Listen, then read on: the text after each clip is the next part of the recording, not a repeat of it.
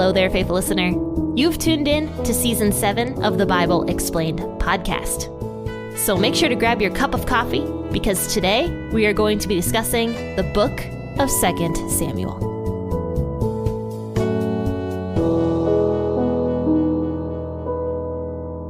Hey guys, welcome to the Bible Explained podcast on the best day of the week. It is Friday, and I hope you guys are going to have a really nice and relaxing weekend. And speaking of nice and relaxing, that's what we're going to talk about today. We're going to talk about how God gives us rest in the middle of our troubles. So this is 2 Samuel 16, and to do a quick recap, David is fleeing from his son Absalom because Absalom is trying to take the throne from him and also kill him. So David is on the run. He was not going to retaliate against his own son. He was just going to basically run away and see what God does. So let's read 2 Samuel 16, 1 through 14. Go ahead and grab your cup of coffee and also your Bible this morning. And let's share that coffee together. Well, actually, I have water right here. But I'll drink my water. You drink the coffee and I'll live vicariously through you. Because I haven't been able to drink much coffee. I've been drinking coffee on Sundays. That is my day to drink coffee because I don't have a lot going on. And so if I get a stomach ache, it doesn't matter as much. But I noticed that just having a cup of coffee with me at church is just really relaxing to me. And so that is the one day I decided I'm going to be drinking coffee consistently is on Sundays. And the rest of the week I drink it off and on, but I've been drinking it a lot less than I normally do. So I've got my water here. You enjoy the coffee, and let's read 2 Samuel 16, 1 through 14. I'll be reading from the WEB. When David was a little past the top, behold, Ziba, the servant of Mephibosheth, came and met him with a couple of donkeys saddled, and on them were 200 loaves of bread, and 100 clusters of raisins, and 100 summer fruits, and a container of wine. The king said to Ziba, "What do you mean by these?" Ziba said, "The donkeys are for the king's household to ride on, and the bread and the summer fruit are for the young men to eat, and the wine that those who are faint in the wilderness may drink." The king said, "Where is your master's son?" Ziba said to the king, "Behold, he is staying in Jerusalem, for he said today, 'The house of Israel will restore me the kingdom of my father.'" Then the king said to Ziba, "Behold, all that belongs to Mephibosheth is yours." Ziba said, "I bow down. Let me find favor in your sight, my lord, O king." When King David came to Bahurim, behold, a man of the family of Saul's house came out, whose name was Shimei, the son of Gera. He came out and cursed as he came. He cast stones at David, and at all the servants of King David, and at all the people and all the mighty men who were on his right hand and on his left. Shimei said when he cursed, be gone, you man of blood and wicked fellow. Yahweh has returned on you all the blood of Saul's house, in whose place you have reigned. Yahweh has delivered the kingdom into the hand of Absalom your son. Behold, you are caught by your own mischief, because you are a man of blood." Then Abishai, the son of Zeruiah, said to the king, "Why should this dead dog curse my lord the king? Please let me go over and take off his head." The king said, "What have I to do with you, you sons of Zeruiah? Because he curses and because Yahweh has said to him, 'Curse David,' then who shall say, 'Why have you done so?'" David said to Abishai and to all of his servants, "Behold, my son who came out of my bowels seeks my life. How much more this Benjamite now? Leave him alone and let him curse, for Yahweh has invited him. It may be that Yahweh will look on the wrong done to me, and that Yahweh will repay me good for the cursing of me today." So David and his men went by the way, and Shimei went along the hillside opposite him and cursed as he went, and threw stones at him and threw dust. The king and all of the people who were with him came weary, and he refreshed himself there. David is running away from a dangerous situation, namely his own son Absalom, who is trying to usurp the throne from him. And Absalom was trying to kill David and all of David's family members, basically, because Absalom wanted that throne. So David knew this, and David and all of his family and everybody that lived in David's house had to leave immediately. So David is once again a fugitive. He's on the run from his own son this time. But even though the majority of Israel wanted Absalom as their new king, there were a lot of people who still supported King David during all of this. So King David had the original 600 who supported him, like the guys that were with him from the very beginning. They supported him. Likely David's family mostly supported him, though they're not really mentioned. And then David had a few friends popping up here and there that were trying to support him, as well as the Levitical priests supported David and actually tried to travel with David with the Ark of the Covenant. But David told them to go back home to Jerusalem because that is where the Ark of the Covenant belonged, not chasing after, or rather following after David. So David is making his way to just a safer location. And now another friend meets David with a big gift. So it says that when David was a little past the top, meaning past the top of the Mount of Olives, because that's where we left David last time, it says that Ziba, the servant of Mephibosheth, met him with a couple of donkeys saddled. And on these 2 donkeys were 200 loaves of bread, 100 clusters of raisins, and 100 summer fruits, and a container of wine. So this was a big gift that Ziba was giving to King David. And David is like, Ziba, what are you doing here? What is the meaning of all of these gifts? So Ziba says, the donkeys are for you so that your family can ride on them and take turns and not get tired walking. And then also the bread and the summer fruit and the raisins are all for your young men that are going along with you, those 600 guys, so that they can eat and feel refreshed. And also the wine is for when you guys start feeling very tired. You can have some wine and feel refreshed. So David obviously is very happy with these gifts, but he notices something. Ziba is alone. And if you all remember who Ziba was actually the servant of Mephibosheth. And if you guys don't remember who Mephibosheth was the young man who was crippled in both of his feet, who was actually Jonathan's son. So David's best friend, Jonathan, back in 1 Samuel, was talking all about Jonathan.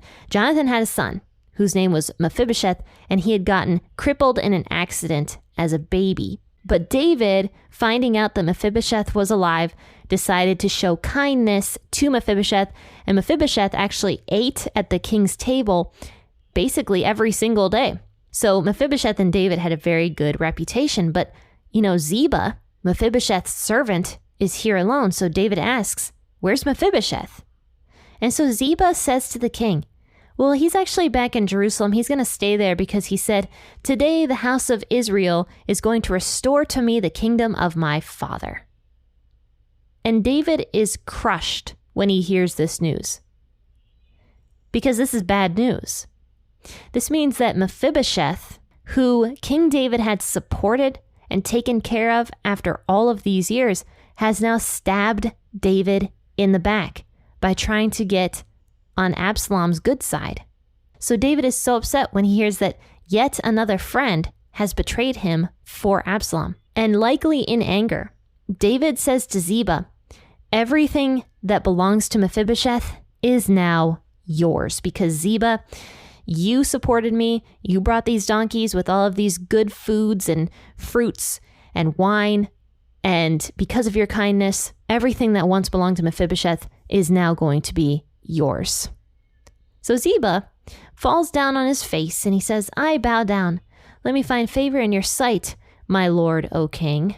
Now, in only a couple chapters, we find out that there's a second part to this story, because Mephibosheth comes and tells his side of the story, but we'll talk about that later. But just know for now that Ziba might not be telling the truth. So after this, David is probably very, very upset. Just hearing all of these people who have betrayed him, basically all of Israel betrayed him. We talked about on Wednesday how the majority of the people who are following David, it looks like were foreigners actually. The foreigners were more interested in having David as their king than the Israelites were. And I'm sure that this was really crushing David's heart. So it says that David came to this area called Bahurim, and there was a man of the family of Saul's house who lived there. And this guy was named Shimei. It says that when he saw David passing by with all of his servants, he came out to meet David, throwing stones at him and cursing at him. So this Shimei guy was not happy. And he was just rubbing in the fact that David, it looked like, was no longer king. Because honestly, that is what it looked like. David's son Absalom was succeeding in his nefarious plans of trying to get the throne. That's what it looked like to everybody else. So Shimei is thinking that David is no longer going to be the king. So he gets really bold because he's like, oh, this guy's not going to be the king anymore. He can't do anything to me. So he comes out cursing and throwing stones, angry at David that David had killed all of Saul's household. But what's really interesting is that David had not actually killed Saul's household. God did. And Saul's household fell because Saul himself was a terrible king and didn't follow Yahweh and just did whatever he wanted to do and caused so many problems for himself and for his own house. But this Shimei guy, who is related to Saul, is so angry that Saul's house is not in power that he decides to curse and blame David for what Saul had done. So he comes out, he's throwing his stones, and he says, be gone, you man of blood and you wicked fellow. Yahweh has returned on you all the blood of Saul's house in whose place you have reigned. Yahweh has delivered the kingdom into the hand of Absalom, your son. So he's like, ha, ha, ha, ha, ha. You don't have the throne anymore. And Absalom now has the throne. What do you think of that, David, as he's throwing stones at King David and all of King David's servants? And this guy is just being extremely obnoxious and violent, right? For no reason. Because David hadn't done any of these things. And he calls David a man of blood twice, which is interesting. Because once again, David did not kill Saul's household like this guy is claiming that David had done. So Abishai, who was Joab's brother and also a faithful commander of David's, says to David, you know what? I don't like this guy. Let me go chop his head off right here and right now. But David stops him. He's like, look, Abishai, this isn't any of your business. Don't do anything to this guy because, here's what he says, because Yahweh has said to him, curse David, who then shall say, why have you done so? So he's like, look, Yahweh has clearly told this guy to come out and curse me. So because Yahweh told this guy to do it, I'm not going to try to stop this guy from cursing me. He can curse me all he wants. And he tells Abishai to stand down and do nothing. David says to Abishai and to all of his servants, behold, my son who came out of my bowels seeks my life. Now, other versions of scripture do not say bowels, they say body, which makes a lot more sense. But WEB says bowels here. So what David's saying here is the real problem we have is not this guy, not this Shimei guy, but it's my own son, Absalom. That is what we should be focusing on. Let's ignore this guy cursing us and throwing stones. Just ignore him. Let's keep walking. And he says, it may be that Yahweh will look on the wrong done to me, that Yahweh will repay me good for the cursing of me today. So he says, you know what? If Yahweh invited him, so be it. Let him curse me because clearly that is what God wants. But if God didn't want it, then someday God is going to look at this and he is going to repay me good for the evil that this Shimei guy is now saying to me. So David tells his followers to keep on going. And here's the other thing about this. David just got the news that Mephibosheth, his friend, right, was apparently in Jerusalem trying to gain something from Absalom. And don't forget that Mephibosheth was related to King Saul. He was actually King Saul's grandchild. So David is probably truly thinking that he is lost here. Because not only does it look like Mephibosheth has betrayed him, but now this Shimei guy is also telling David that Saul's house is going to be rebuilt. So David is probably starting to get so discouraged with everything that is happening. David is probably truly beginning to believe that he is no longer the king and everything that he built is now going to go to Absalom, his son, who is trying to kill him. I'm sure that David is just discouraged. And maybe that's why he didn't stop the Shimei guy from throwing stones at him and throwing dust at him and, swearing at him and saying all sorts of nasty things, because maybe he was beginning to believe what this Shimei guy was saying and truly started thinking that possibly Yahweh was cursing David himself. Because that's basically what he says. Leave him alone and let him curse, for Yahweh has invited him. So David and his men went by the way, and Shimei kept on going along the hillside opposite him, and he was cursing as he went and throwing stones at him and throwing dust. The king and all the people who were with him came weary. I can imagine that they were just irritated and weary over everything that was going on. They're possibly bruised up from these stones that Shimei was throwing at them, and just discouraged, completely discouraged. But it says here to conclude that they refreshed themselves. So even though they were discouraged, even though they had a miserable journey ahead of them, even though it looked like everything was lost, they still had a moment, a little bit of time to refresh themselves. So the encouragement here is when things look like they are as bad as they possibly can be, look for those little moments of rest and refreshment that God gives you, because God will give you those moments of refreshing.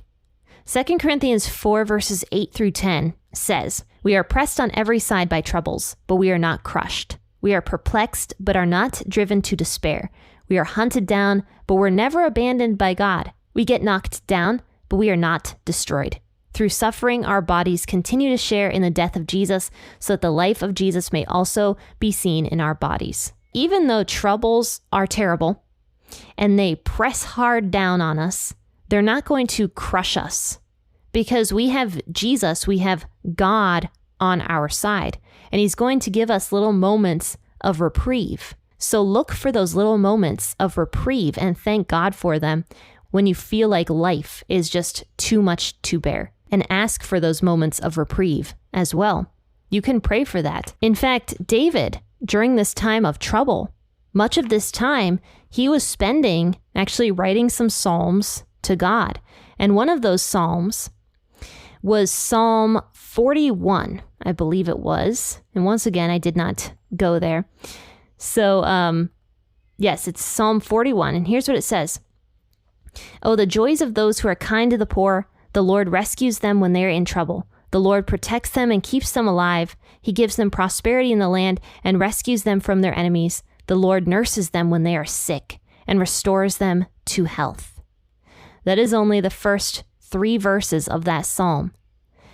And David is stating in that psalm that God is going to take care of us, even when things seem super rough, even when we are going through tons of troubles.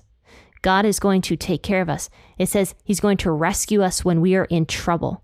He's going to protect us and keep us alive. He's going to give us prosperity and rescue us from our enemies. He's going to nurse us when we are sick, and he's going to restore us to health. And once again, David wrote this during a very, very terrible time of his life, of fleeing from his own son and having everything potentially getting taken from him. And yet he writes that psalm stating that God gives people rest in the middle of troubles. I hope this episode was encouraging to you guys. And, if you are struggling with something, feel free to reach out with a prayer request, because I do write down my prayer requests and I will pray for you guys. If you are struggling with something and you need some prayer, then please contact me. You'll find my information listed in the description of this episode. So don't hesitate to reach out if you have a prayer request. Guys, I'll see you all in the next episode on Monday. I hope you have a nice and restful and relaxing weekend. And I'll see you guys on Monday. Happy listening, and God bless.